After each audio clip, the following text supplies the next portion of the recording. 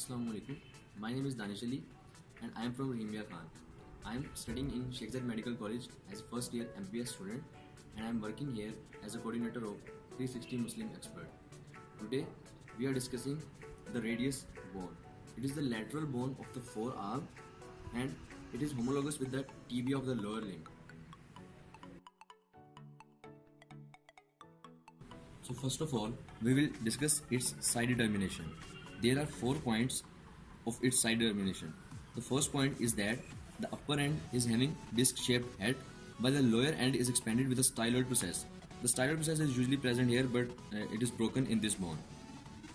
The second point is that the interior surface of the lower end is in the form of thick prominent ridge, while the posterior surface has 4 grooves for the extensor tendons. Third point is the sharpest border of this bone is the medial border, also known as interosseous border. And the fourth point is that the posterior surface of the lower border has a tubercle called as dorsal tubercle of Liszt. Now we are going to discuss the features of its upper end. The upper end has 3 prominent features.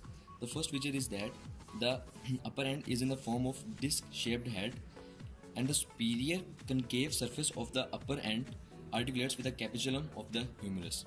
The second point is that the neck is enclosed by the annular ligament.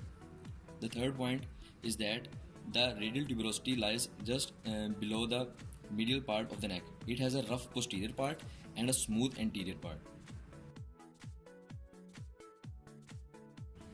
Now we will discuss about its lower end. The lower end is the widest part of the bone and it has 5 surfaces. The first surface is the anterior surface, which is in the form of thick prominent ridge. The second surface is the posterior surface, which has 4 grooves for the extensor tendons, but they are not clearly visible on this bone. Third surface is the medial surface, which has ulnar notch for the head of the ulna. The fourth surface is the lateral surface, which has styloid process, which is not visible because it is broken in this bone. The fifth surface is the inferior surface. It has lateral triangular area for the scaphoid bone and a medial quadrangular area for the lunate bone. The shaft of the bone has 3 borders and 3 surfaces. If we discuss about borders, then there are 3 borders, namely anterior border, which is present here, the posterior border, and the medial border or the sharpest border. The medial border is also known as the interosseous border. If we talk about surfaces, then there are 3 surfaces. Anterior surface, which is present between the medial border and the anterior border. Posterior surface, which is present between the medial border and the posterior border. And the lateral surface. This whole is the lateral surface, which is present between the anterior border and the posterior border. Now we are going to discuss about the attachments of this bone. The biceps brachii is inserted into the rough posterior part of the radial tuberosity. Then we see that the supinator muscle is inserted into the upper part of the lateral surface. After that, we see that the pronator teres muscle is inserted into this rough area, which is present in the middle of the lateral surface. And then the brachioradialis muscle is inserted into the lower part of the lateral surface, close to the styloid process. Another muscle, known as flexor digitorum superficialis, arises from the anterior oblique line and some upper part of the anterior border. The flexor pollicis longus muscle arises from the upper 2/3 of the anterior surface. There is another muscle which arises from the anterior surface. This muscle is known as pronator quadratus and it arises from the lower margin of the anterior surface, including the triangular area on the medial side of the bone. If we talk about the posterior surface, then the 2 muscles arise from this posterior surface. These are the flexor pollicis, abductor pollicis longus muscle and the extensor pollicis brevis muscle. The quadrate ligament is attached to the medial part of the neck. The oblique cord is present just below the radial tuberosity on the medial border. That is, here the oblique cord is present.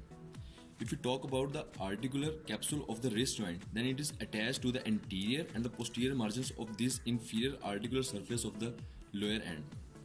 The articular disc of the inferior radioulnar joint is attached to the lower border of the ulna.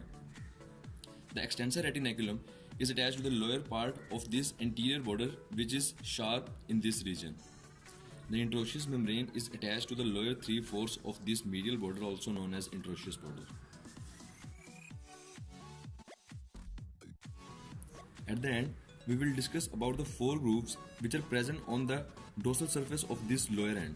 The first groove, which is present between the sharp crest-like part of the lower part of the anterior border and the styloid process, which is missing, gives passage to abductor pollicis longus and the flexor pollicis brevis.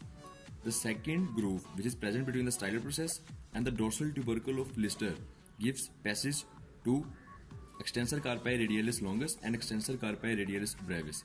The third groove, also known as oblique groove, is present medially to the dorsal tubercle of Lister and it gives passage to extensor pollicis longus muscle, the tendon of extensor pollicis longus muscle. The fourth groove, which is present medially, gives passage to the tendons of extensor digitorum, extensor entices, posterior interosseous nerve and anterior interosseous artery.